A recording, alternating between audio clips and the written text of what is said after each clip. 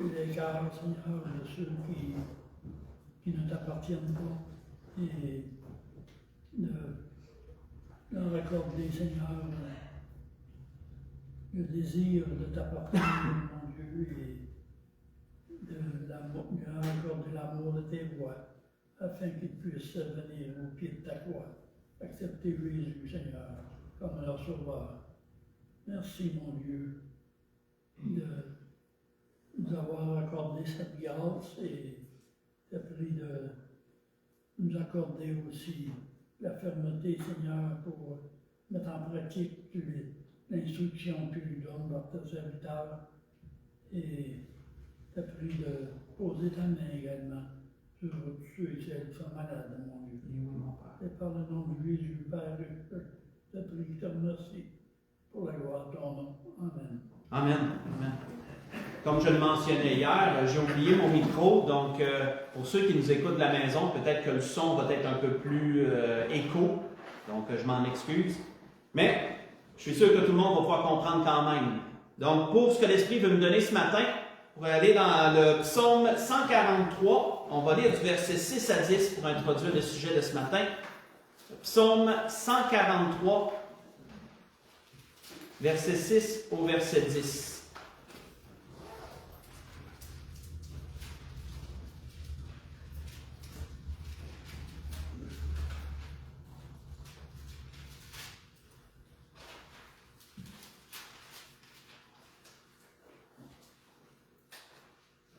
Donc, on voit David dire à l'Éternel, « J'étends mes mains vers toi, mon âme soupire après toi, comme une terre desséchée. Hâte-toi de m'exaucer, ô Éternel. Mon esprit se consume, ne me cache pas ta face. Je serai semblable à ceux qui descendent dans la fosse. Fais-moi dès le matin entendre ta bonté, car je me confie en toi. Fais-moi connaître le chemin où je dois marcher, car j'élève mon âme à toi. Délivre-moi de mes ennemis, ô Éternel. Auprès de toi, je cherche un refuge. Enseigne-moi à faire ta volonté, car tu es mon Dieu. Que ton bon esprit me conduise sur la voie droite. On va arrêter ici. Donc, pour me mettre dans le contexte, selon ce que la plupart des exégètes croient à propos de ce psaume, la circonstance dans laquelle David l'aurait écrit, tout semble porter à croire qu'il aurait écrit ça lorsqu'il a été trahi par son fils et par Achitophel, un de ses amis les plus intimes, et lorsqu'il a dû fuir devant son fils, parce que son fils avait usurpé son trône et qu'il a dû fuir pour un temps. Et dans la détresse, dans sa détresse, devant cette calamité, cette grande difficulté, ne sachant pas comment gérer cette situation, David aurait écrit ce psaume, entre autres, le psaume 143, entre autres choses. Il en a écrit plusieurs autres concernant le même sujet.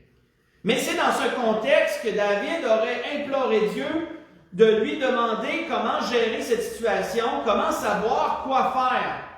Conduis-moi, comme il disait, dans la voie droite, enseigne-moi tes sentiers. David désirait sincèrement savoir quelle était la volonté de Dieu et comment il devait agir dans cette situation. Comme je vous le mentionnais, David à plusieurs reprises a écrit différents psaumes sur cette épreuve-là et sur d'autres, entre autres. Mais s'il y a une chose qui revient, souvent avec David dans les psaumes, c'est comment il demandait à Dieu de le guider, de le conduire. C'est une requête qui revient assez fréquemment de la part de David, de savoir comment agir. Montre-moi comment agir. On va juste écouter dans un autre psaume que David disait ceci, il dit « Éternel, fais-moi connaître tes voies, enseigne-moi tes sentiers, conduis-moi dans ta vérité et instruis-moi, car tu es le Dieu de mon salut et tu es toujours mon espérance. » Plus loin, il dit encore, il dit « L'Éternel est bon et droit, c'est pourquoi il montre la voie aux pécheurs. Il conduit les humbles dans la justice et il enseigne aux humbles sa voie, à lui. » Et plus loin, il dit encore « Quel est l'homme qui craint l'Éternel?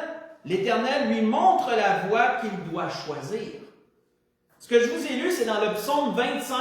J'ai lu le verset 4 et 5. ensuite le verset 8 et 9, et j'ai terminé par le verset 12, qui revient toujours dans cette même pensée. Quand tu veux connaître la volonté de Dieu, Dieu peut te la montrer. Tu veux savoir quelle décision tu dois prendre, Dieu peut t'éclairer. Tu veux savoir quel choix tu dois faire, Dieu peut te le montrer. Tu veux savoir quel chemin tu devrais emprunter, mais Dieu peut te montrer la voie à suivre. Ça revient, frères et sœurs, simplement à ce que Jésus avait enseigné en toute simplicité lorsqu'il avait dit « Demandez et l'on vous donnera ». Ça revient à ça. « Demandez et l'on vous donnera. Cherchez et vous trouverez. Frappez et l'on vous ouvrira », avait dit le Seigneur en Matthieu 7, verset 7. Mais une chose, frères et sœurs, que l'Esprit veut nous donner de considérer ce matin, c'est quel motif doit animer nos demandes. Vous savez, quand on demande des choses à Dieu, Dieu nous ouvre la voie, Dieu nous ouvre ses bras et nous invite à demander. Mais quel doit être le motif qui nous anime dans nos demandes à Dieu? C'est important de comprendre ça. L'Esprit veut mettre de l'emphase sur ça ce matin parce que, vous savez, le motif, c'est la raison profonde. On pourrait dire ça comme ça. Le motif, c'est ce qui anime vraiment une personne dans quelque chose. Une personne peut faire quelque chose, mais qu'est-ce qui la motive intérieurement pour faire ça? Ça, c'est le motif. Ça revient au motif. Mais quel motif doit animer nos demandes à Dieu? Parce que pour qu'est-ce qui est demandé, on n'a pas à se poser de questions. Dieu dit demander. Mais quel motif doit l'animer, cette demande-là? L'Esprit veut nous conduire là-dedans ce matin et on va aller voir certains exemples. Entre autres, on va aller dans un endroit qu'on va moins souvent, mais dans les Juges au chapitre 13. On va aller, entre autres, dans les Juges au chapitre 13, premièrement, pour savoir quel motif doit animer nos demandes. Dans les Juges au chapitre 13, on en a un bon exemple ici.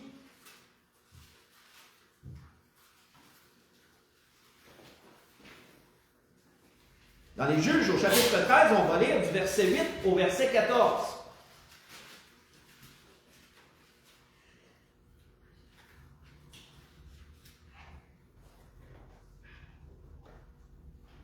Donc, on voit ici un homme du nom de Manoach. Il nous est dit qu'il fit cette prière à l'Éternel. « Ah Seigneur, que l'homme de Dieu que tu as envoyé vienne encore vers nous, et qu'il nous enseigne ce que nous devons faire pour l'enfant qui naîtra. » Dieu exauça la prière de Manoach, et l'ange de Dieu vint encore vers la femme. Elle était assise dans un champ, et Manoach, son mari, n'était pas avec elle. Elle courut promptement donner cette nouvelle à son mari et lui dit, « Voici l'homme qui était venu l'autre jour vers moi m'est apparu. » Manoach se leva, suivit sa femme, alla vers l'homme et lui dit, « Est-ce toi qui as parlé à cette femme? » Il répondit, « C'est moi. » Manoach dit, « Maintenant, si ta parole s'accomplit, que faudra-t-il observer à l'égard de l'enfant? Et qu'y aura-t-il à faire? » L'ange de l'Éternel répondit à Manoach, « La femme s'abstiendra de tout ce que je lui ai dit.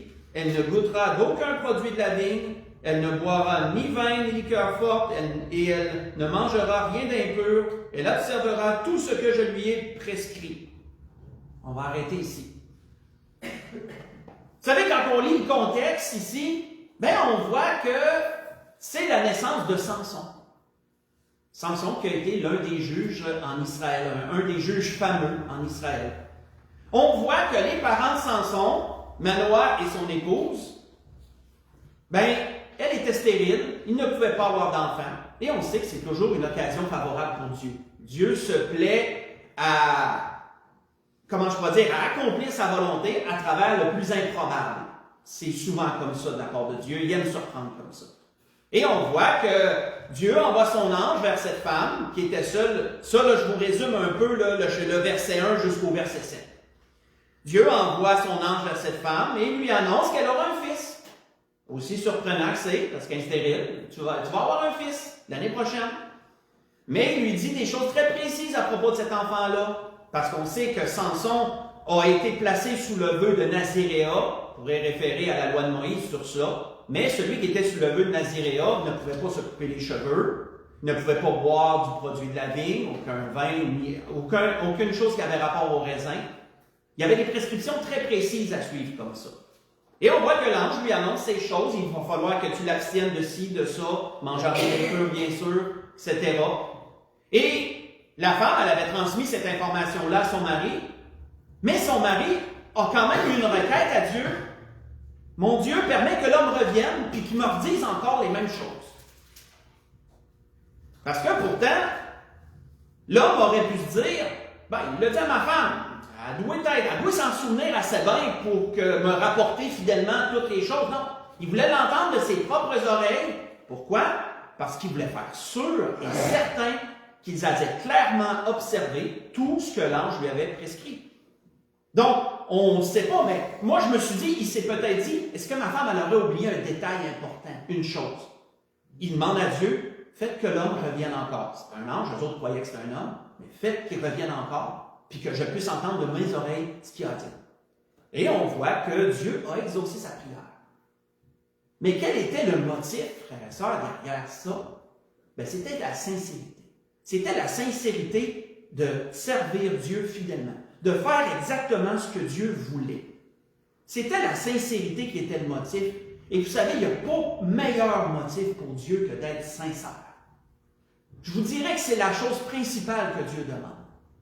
Soyez sincères dans ce que vous voulez et surtout, regardez vers ma volonté premièrement. Parce que vous savez que c'est la base dans notre Père, que ta volonté soit faite sur cette terre comme au ciel. Donc, si on croit au Notre Père, croit à cela, on doit l'appliquer quotidiennement dans nos vies, dans nos demandes. Et on voit que Dieu a répondu à sa prière, parce qu'il était sincère et il voulait faire exactement ce que Dieu voulait qu'il fasse dans ça. Quand on regarde selon la parole, on peut voir à plusieurs reprises, on aurait beaucoup d'exemples à prendre, mais on peut voir que lorsque des gens ont demandé sincèrement à Dieu ce qu'ils devaient faire, Dieu a toujours montré ce qu'ils devaient faire. Pensez entre autres à la Pentecôte, je vais prendre certains exemples dans le Nouveau Testament, mais pensez entre autres à la Pentecôte, après que Pierre ait apporté le témoignage et que les Juifs qui ont tout entendu ça et ont été frappés dans leur cœur, touchés, et qui ont dit, que devons-nous faire? Cette fameuse réponse, cette fameuse question, que devons-nous faire? Vous voyez ça dans Acte 2, verset 37-41. Pierre leur a répondu, repentez-vous, convertissez-vous, soyez baptisés.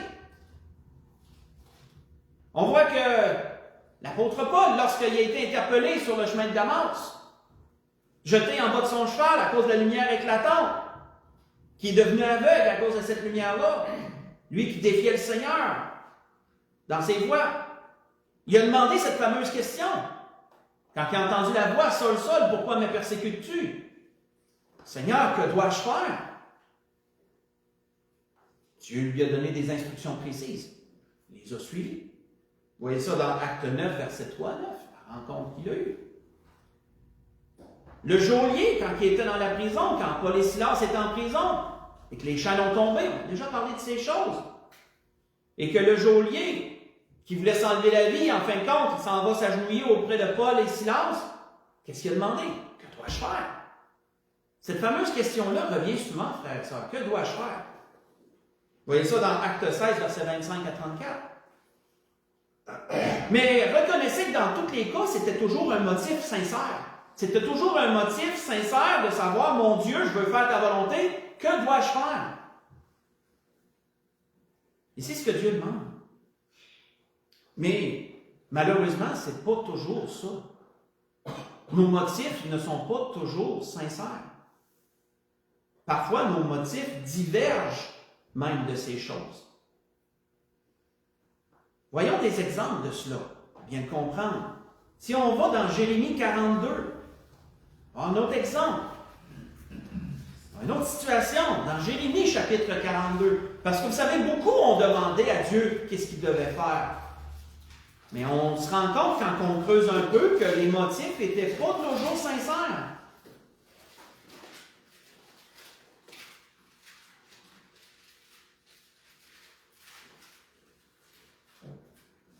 Dans Jérémie chapitre 42, si on lit le verset 1 à 6,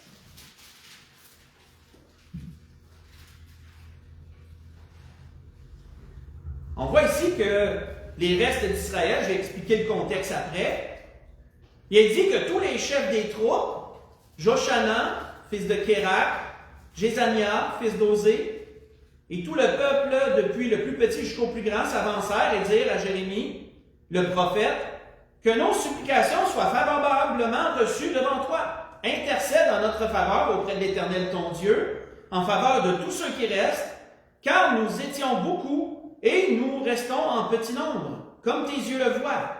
Et que l'Éternel ton Dieu nous montre le chemin que nous devons suivre et ce que nous avons à faire. Jérémie le prophète leur dit, j'entends, voici je vais prier l'Éternel votre Dieu, selon votre demande, et je vous ferai connaître sans rien vous cacher tout ce que l'Éternel vous répondra. Et ils dirent à Jérémie, que l'Éternel soit contre nous un témoin véritable et fidèle, si nous ne faisons pas tout ce que l'Éternel ton Dieu te chargera de nous dire. Que ce soit du bien ou du mal, nous obéirons à la voix de l'Éternel notre Dieu, vers qui nous t'envoyons, afin que nous soyons heureux si nous obéissons à la voix de l'Éternel notre Dieu. On va arrêter ici. Quand on regarde le contexte, frères et sœurs, ceux qui ont parlé, c'était le reste d'Israël qui ont été laissés après que Nabuchodonosor ait conquéri Jérusalem et qui ait amené en captivité beaucoup des gens du peuple à Babylone. Nabuchodonosor avait laissé un reste en Israël et ce petit nombre de personnes qui étaient dans une ville dévastée, une terre, un environnement assez dévasté, et que là, les ennemis les regardaient tout autour, eux qui avaient été laissés là, ben, ils se questionnaient à savoir qu'est-ce qu'ils devaient faire. On voit quand on regarde textuellement leur demande qu'ils semblaient sincères.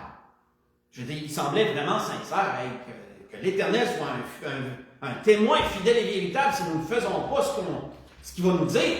Tu dis, ils sont remplis de sincérité, les autres veulent vraiment savoir. Mais, quand tu continues à lire la suite, et je vous invite à la lire durant la semaine, bon, là, on se rend compte qu'il y avait un autre motif en arrière. Il semblait sincère à la base. Mais, ces gens-là s'étaient déjà fait une opinion avant même de demander à Dieu qu'est-ce qu'il devait faire.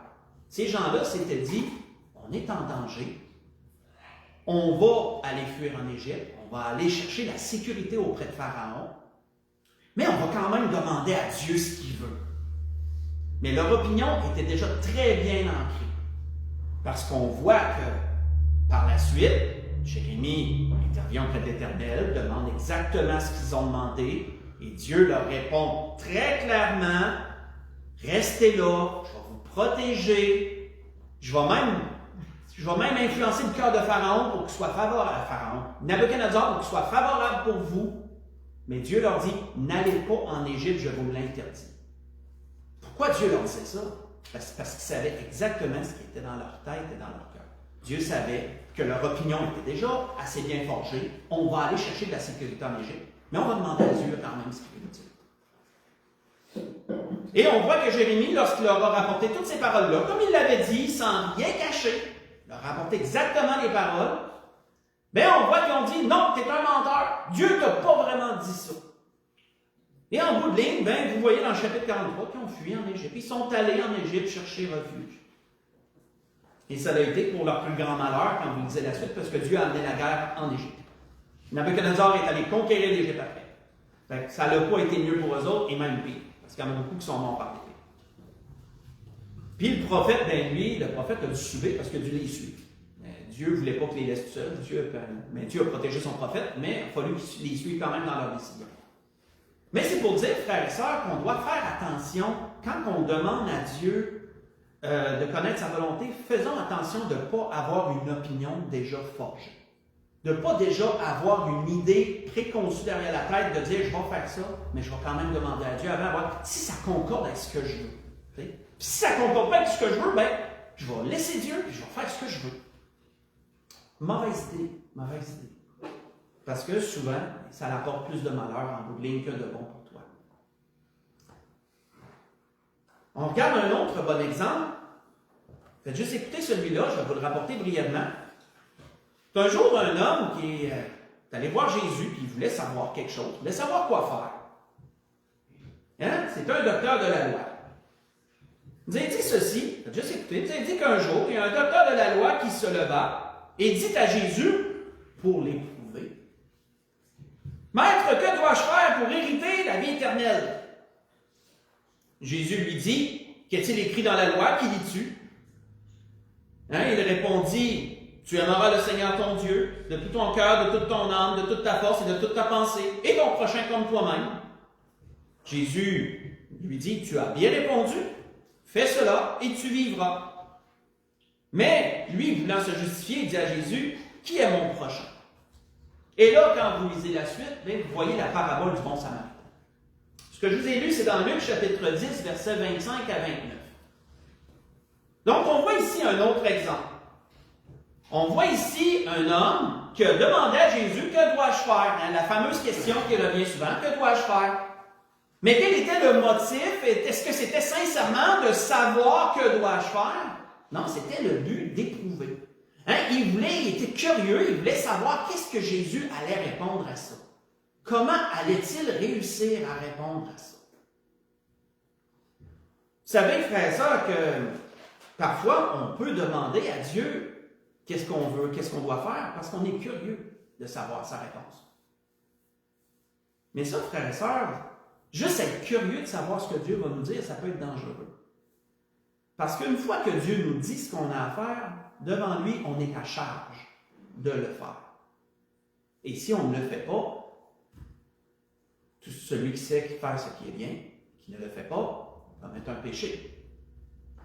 Donc, frères et sœurs, on doit faire attention. Comme ce docteur de la loi, on doit faire attention de ne pas juste être curieux. Quand tu prends le temps de demander à Dieu, qu'est-ce que je dois faire? Fais sûr d'être sincère dans ta demande. Fais sûr de vouloir faire ce qu'il Dieu veut que tu fasses. Pas juste de voir qu'est-ce qu'il va te répondre. Parce qu'après ça, tu es à charge. Puis Dieu va t'en redemander des comptes si tu ne fais pas les choses comme tu devrais.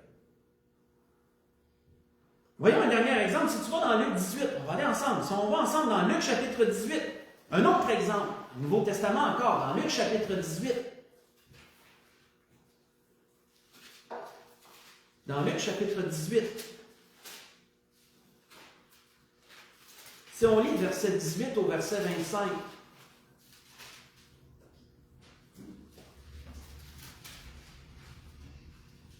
Luc chapitre 18, verset 18 au verset 25.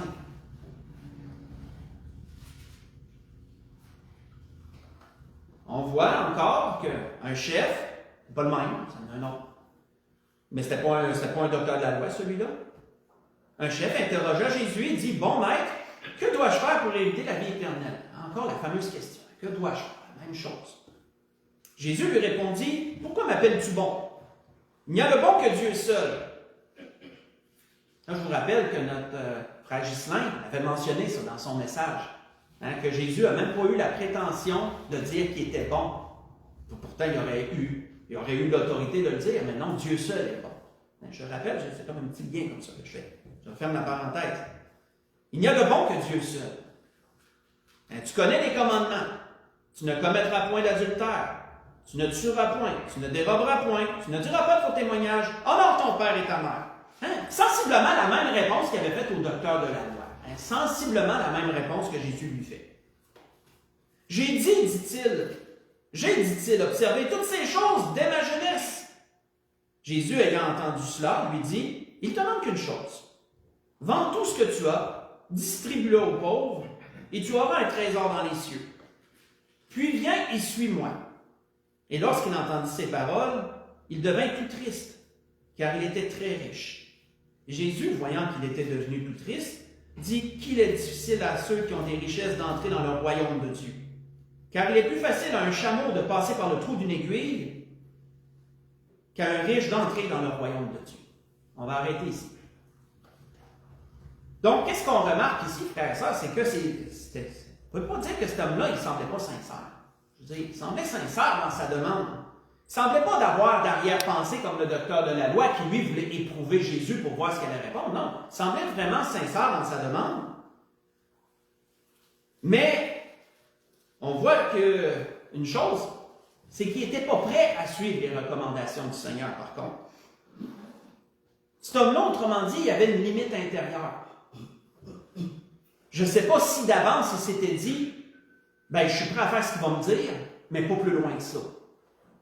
Je ne sais pas si c'était déjà d'avance prémédité à ça. La Bible ne dit pas, on ne supposera pas. Sauf qu'on voit que ça a été quand même ça, les faits. Il était prêt à faire ce que Dieu allait demander, mais pas plus loin que là. Il s'était mis une limite. Hein? Je suis prêt à faire une partie, mais moi, je n'irai pas plus loin que ça. Quand que Jésus a touché à sa limite, hein? Jésus a touché à sa limite, parce que Jésus connaissait sa limite, il dit, si tu veux faire la volonté de Dieu, il faudrait que tu la dépasses. Il faudrait que tu ailles au-delà de ta propre limite. Il faudrait que tu ailles au-delà de ce que tu t'es dit que tu n'allais pas là. Puis on voit que ça a été trop pour cet homme-là. Quand Jésus lui a amené ça, bien, Jésus il a comme scié deux jambes. C'est une expression pour dire qu'il l'a barré. Il l'a barré là, et là, on voit que le jeune homme, il est reparti tout triste. Pas parce qu'il n'y avait pas de possibilité. Non, je veux dire, Jésus il avait dit quoi faire. Non, c'est parce qu'il ne voulait pas aller plus loin. Il ne voulait pas aller là, jusque-là. Et vous savez, c'est une autre chose, frère et sœur, qu'on doit prendre en considération dans nos demandes à Dieu. C'est qu'on doit être prêt à faire tout ce qu'il va nous dire. À ne pas s'être mis une limite dans ce qu'on est prêt à faire. De sorte que si Dieu nous montre la voie qu'on a à suivre, si Dieu répond à nos questions, puis qu'on se rend compte que la réponse qu'il nous dit va bien au-delà de ce que j'aurais voulu faire, là, je suis devant un choix. J'arrête-tu là comme le jeune homme riche, ou si je vais jusqu'où Dieu m'a demandé d'aller? Et si tu vas jusqu'où Dieu t'a demandé d'aller, bien, en bout de ligne, il va avoir la bénédiction en bout de ligne, même si ça ne semblera peut-être pas le cas dans l'immédiat. Il va avoir la bénédiction en bout de ligne. Donc, voyons-nous que jusqu'à présent, on a vu qu'on peut demander à Dieu, que Dieu nous ouvre les portes, nous ouvre les bras, mais qu'il doit avoir un motif derrière l'action. Il y en a toujours un, en fin de compte, derrière la demande. Mais quel est celui-ci? On a vu que le motif doit être la sincérité. Doit être sincère et tu dois vouloir faire ce que Dieu te demande. Quand tu lui demandes quelque chose, tu dois vouloir le faire. Mais on a vu que ce n'est pas toujours le cas. Il peut y avoir différentes choses. Parfois, tu t'es déjà forgé une opinion, comme on a vu, tu t'es déjà forgé une opinion, puis si ce que Dieu te demande se confronte à ton opinion, ben, tu vas choisir ton opinion. Pas bon. On a vu que parfois, tu veux connaître ce que Dieu te demande, mais c'est juste par curiosité. Tu veux juste savoir qu'est-ce qu'il va te dire. Fais attention, ne sois pas trop curieux. Parce que si Dieu te dit ce qu'il veut, si Dieu te dit quoi faire, après ça, ben, c'est à toi. Tu vas être à charge après ça. Et on a vu ici, dans ce troisième exemple, qu'on peut être sincère, mais il ne faut pas se mettre de limites dans ce qu'on demande à Dieu. Il ne faut pas se mettre de limites dans ce qu'on va faire. Parce que si Dieu nous demande des choses, il peut nous demander des choses difficiles, puis il va falloir les faire si on les demande. Mais dans toutes ces choses, frères et sœurs, si nous demandons à Dieu, Dieu va répondre. Ça, c'est une assurance. Dieu va répondre. Et l'Esprit voulait nous ramener cela ce matin pour réfléchir sur ces choses. Et pour conclure, on va aller voir encore un autre exemple, et ça peut être surprenant. On va retourner dans les Juges, mais au chapitre 20 cette fois-ci. Dans les Juges, au chapitre 20, livre des Juges, ce n'est pas un livre qu'on voit souvent, mais c'est un livre qui est quand même assez particulier en exemple.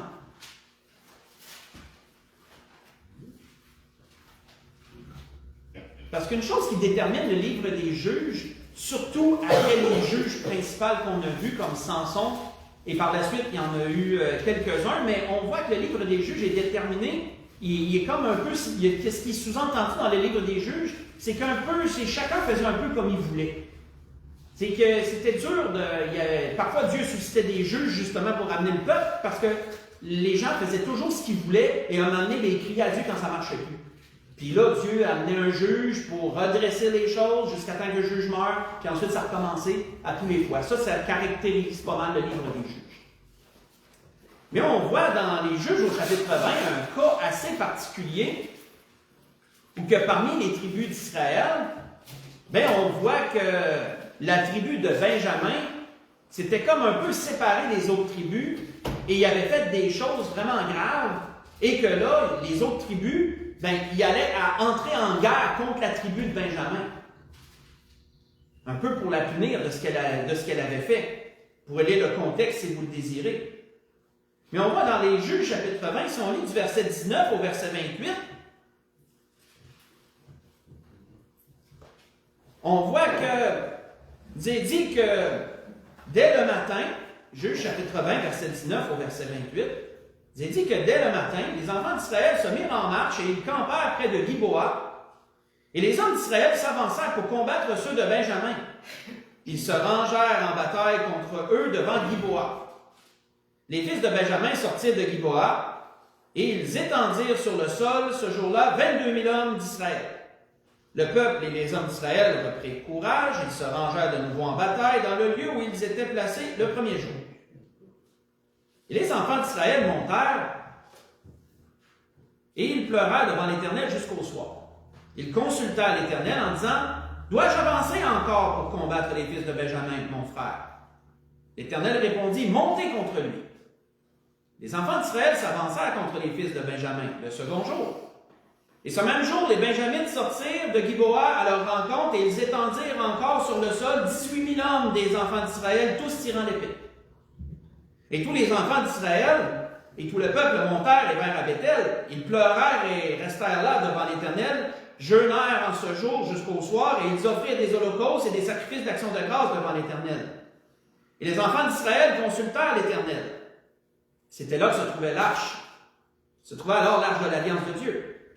C'était Phiné, fils d'Éléazar, fils d'Aaron, qui se tenait à cette époque en la présence de Dieu.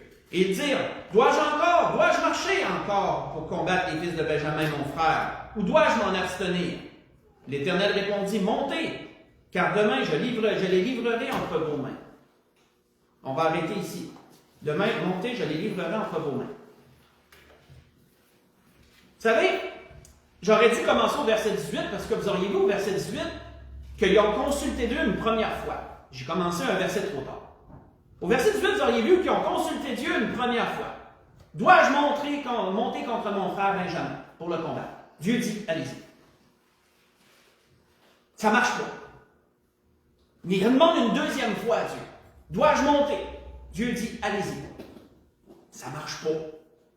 Ils sont encore à voir. Ils sont encore battus. Et là, la troisième fois, ben là, après 2 défaites, c'est un peu plus dur. Pourtant, Dieu me dit d'y aller. Mais on voit qu'à la troisième fois, il pleure, il jeûne, il se repent, il implore l'Éternel. Dois-je y aller une troisième fois? Dieu dit, allez-y. Cette fois-ci, ça va être la bonne. Qu'est-ce qu'on doit comprendre de ça? Parce qu'ils ont demandé à Dieu par 3 fois. Puis, 2 fois précédentes, Dieu avait quand même dit qu'il pouvait y aller. Mais ça n'a pas fonctionné. Ça semble pas cohérent avec Dieu. Mais frères et sœurs, qu'est-ce qui distingue la troisième tentative des 2 précédentes? La repentance. La repentance. De demander à Dieu, d'implorer Dieu son pardon, de jeûner. C'est ce qui distingue la dernière des 2 précédentes. Parce que, vous savez, comme je l'ai mentionné, les enfants d'Israël n'étaient pas sans péché, eux aussi. Le livre des juges, qu'est-ce qui caractérise le livre des juges? Chacun faisait un peu comme il le voulait. Quand on demande à Dieu quelque chose, si on demande à Dieu de montrer la voie qu'on doit suivre, mais soyons sûrs de demander aussi pardon à Dieu. Soyons sûrs d'être repentants vers Dieu pour nos propres offenses. De demander à Dieu de nous pardonner si on a péché de quelque façon que ce soit, de se mettre en ordre devant Dieu dans nos demandes. Parce que parfois, Dieu peut permettre qu'on échoue dans ce qu'on demande pour nous amener à cet endroit-là, pour nous amener à cette sincérité de cœur, mais à cette repentance aussi. Nous amener au point où là, on va se mettre en ordre et par la suite, Dieu va dire, vas-y, là, cette fois-ci, ça va être la bonne. Ça, c'est une autre chose, frères et sœurs, qu'on doit prendre en considération. C'est ce qu'on a vu ici. Dans tous les cas, frères et sœurs, la grâce que je vous souhaite à tous, dans tout ce qu'on a vu ce matin, c'est que Dieu est un Dieu qui aime donner à celui qui lui demande.